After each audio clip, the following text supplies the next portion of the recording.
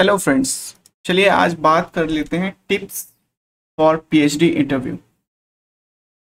जो पहली टिप्स मेरी होगी पीएचडी इंटरव्यू के लिए वो होगी कि आपको कोई एक सब्जेक्ट, आपका जो डोमेन ऑफ इंटरेस्ट है जिसमें भी आपको रिसर्च करना है, उससे रिलेटेड कोई एक फंडामेंटल सब्जेक्ट। जैसे फॉर एग्जांपल मैं अपने केस में बात करूं तो अगर मुझे थर्मल इंजीनियरिंग में जाना था तो मेरा सब्जेक्ट ऑफ इंटरेस्ट था थर्मोडायनेमिक्स।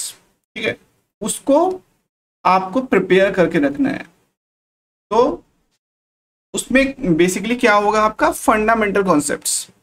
ठीक है, फंडामेंटल कॉन्सेप्ट्स मतलब अगर मैं थर्मोडायनेमिक्स की ही बात करूं तो वो आपसे पूछ सकते हैं कि वर्क और हीट में क्या डिफरेंस है, और रैंकाइन साइकिल कहाँ यूज करते हैं, कार्नोट साइकिल का क्या एप्लीकेशन है, क्योंकि वो आइडल साइकिल होती है तो कार्नोट साइकिल का क्या एप्लीकेशन है। ये मतलब मैं अपने डोमेन की बात कर रहा हूँ, आप अपने डोमेन से रिलेट कर सकते हैं कि जो सब्जेक्ट आप चूज करेंगे उसमें फंडामेंटल कॉन्सेप्ट्स क्या हैं।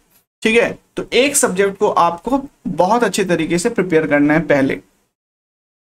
दूसरी चीज, आपका ब्रॉड इंटरेस्ट क्या है। अब जैसे मैं अपने केस में ही बात करता हूं, मेरा ब्रॉड इंटरेस्ट था सीएफडी मतलब कंप्यूटेशनल फ्लूइड डायनेमिक्स। ठीक है, तो ये हो गया मेरा ब्रॉड इंटरेस्ट, लेकिन ये एक बहुत ब्रॉड टॉपिक हो गया। उसमें आपका रिसर्च इंटरेस्ट क्या है। अब उसमें आपका रिसर्च इंटरेस्ट कुछ भी हो सकता है। फॉर एग्जांपल कुछ लोग मल्टी फेज में काम करते हैं, कुछ लोग एरोडायनेमिक्स में सीएफडी में काम करते हैं। इस तरह से बहुत सारे डोमेन है सीएफडी के अंदर ही।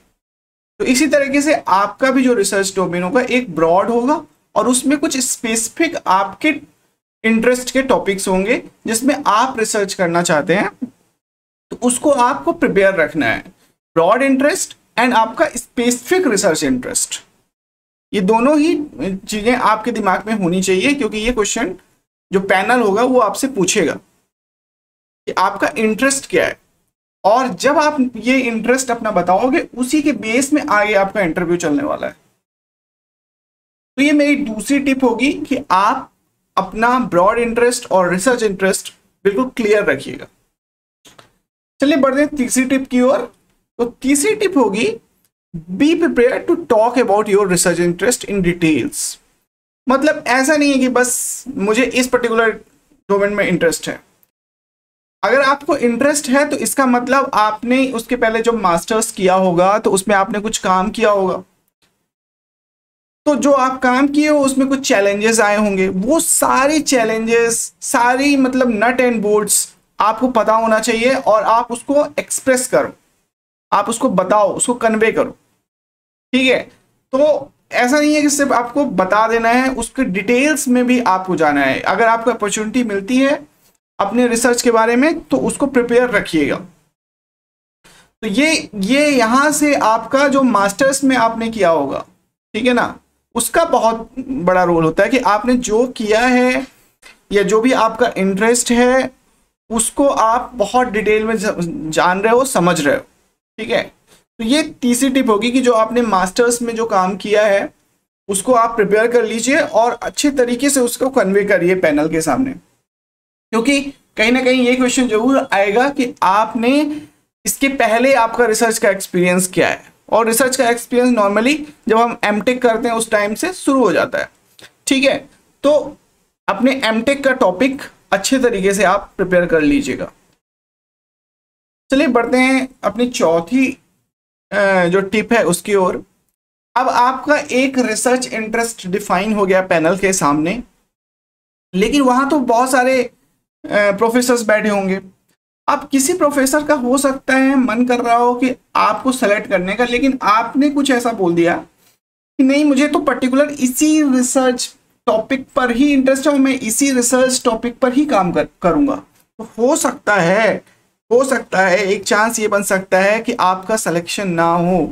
तो उस कंडीशन में जब प्रोफेसर आपसे पूछेंगे कि क्या आप सिर्फ इसी टॉपिक पे काम करोगे, तो आपको क्या करना है, यहां पर ओपन माइंड होकर के अपना जो आंसर है वो देना है कि नहीं सर, मैं इस पर्टिकुलर रिसर्च टॉपिक पर इंटरेस्टेड हूं, लेकिन मैं ये भी काम कर सकता हूं। ओपन माइंडनेस आपको रखना है, ऐसा नहीं एकदम से कि नहीं मैं तो यही करूंगा, अगर यही मिलेगा तभी करूंगा नहीं तो नहीं करूंगा, ऐसा नहीं रखना है।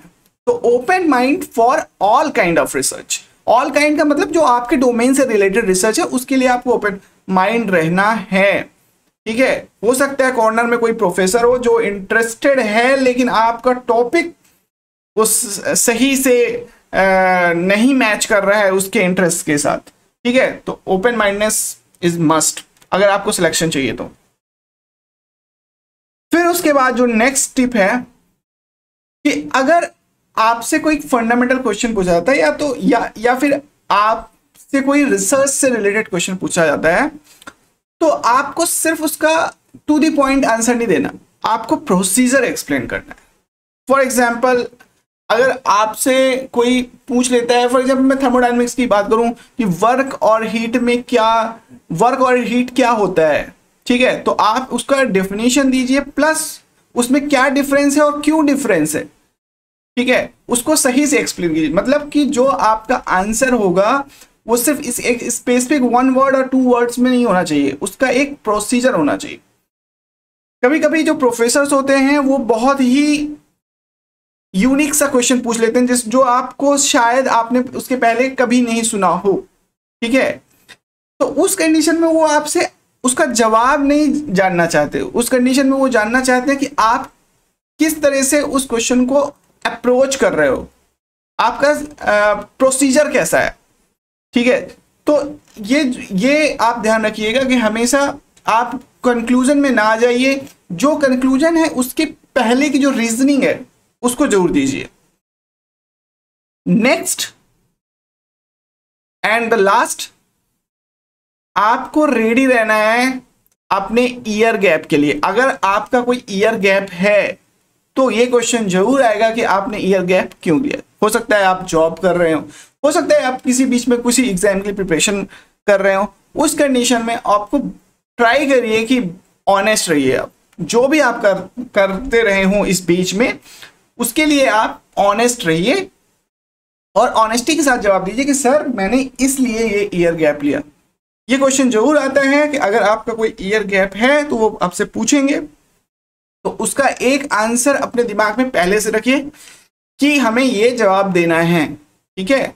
और उससे फिर नेक्स्ट क्वेश्चन उठ जाता है कि ये गैप क्यों जरूरी था, वो सारे क्वेश्चंस का जवाब अपने दिमाग में आप रखिएगा। तो ये कुछ मेरी टिप्स थी जो कि पीएचडी इंटरव्यू में काम आ सकती हैं आपके। नेक्स्ट, आईआईटी खड़गपुर का एग्जाम डेट आ चुका है। इसका फॉर्म आ गया था सितंबर 21 को और इसकी वेबसाइट क्लोजर है अक्टूबर 11 को।